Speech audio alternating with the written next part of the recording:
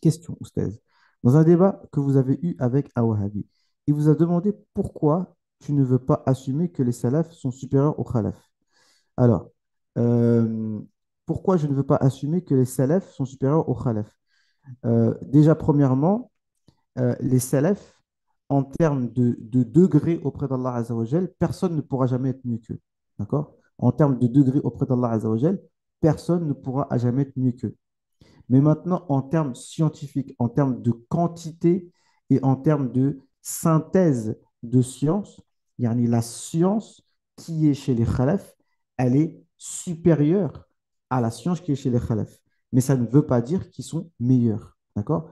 Le fait d'avoir plus de ilm, ça ne veut pas dire qu'ils sont meilleurs. D'accord? Mais il faut bien comprendre que celui qui donne, qui a donné au salaf, ben, c'est le même Allah qui a donné au khalaf. C'est Allah qui donne le ilm.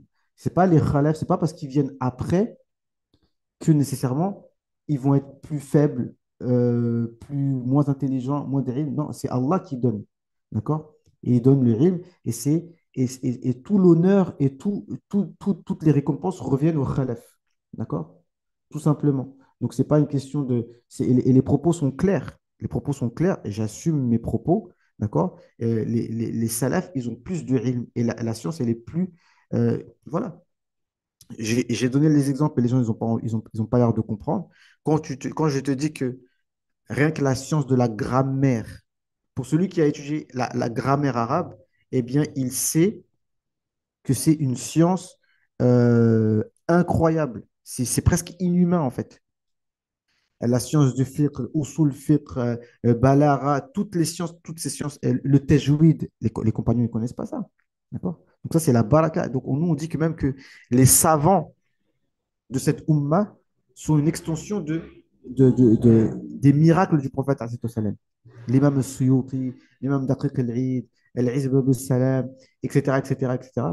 Ça- leur mérite rajoute du mérite au prophète, alayhi salam. OK? Naam. Ensuite, ils sont contradictoires car quand Ibn Taymiyyah contredit l'imam Ali, ils ne disent pas, mais voilà, tu as tout compris. Par contre, certains d'entre eux te disent que l'imam Taymiyyah, il a plus de science que les quatre imams. Donc, il ne faut même pas les écouter, ces gens-là, tu vois. Moi, je veux bien parler avec eux, mais la boucle est bouclée, en fait, tu vois. Ils prétendent que les salafs ont plus de rimes que les khalafs. Pourquoi ils disent ça? Parce que les khalafs, ils ont tout éclairci. Parce que la parole des salafs, tu peux lui faire dire ce que tu veux. C'est comme le Coran. Le Coran, il est général. Tu peux lui faire dire ce que tu veux. Même yani les compagnons, justement, même Ibn Abbas, ils te disaient, non, non, non, ne me donne pas des dalils du Coran.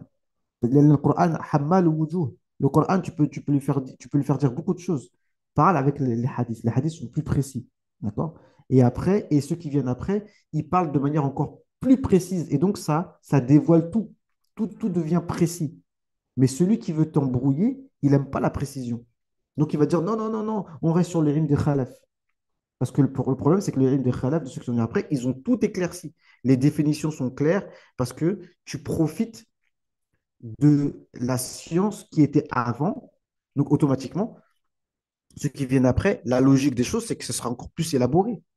Parce que le bienfait de l'écriture, parce que toi, tu as, à ta disposition déjà quatre générations, trois générations de personnes qui ont travaillé un truc. Toi, tu viens, tu reprends. C'est comme si tu reprends une construction déjà faite.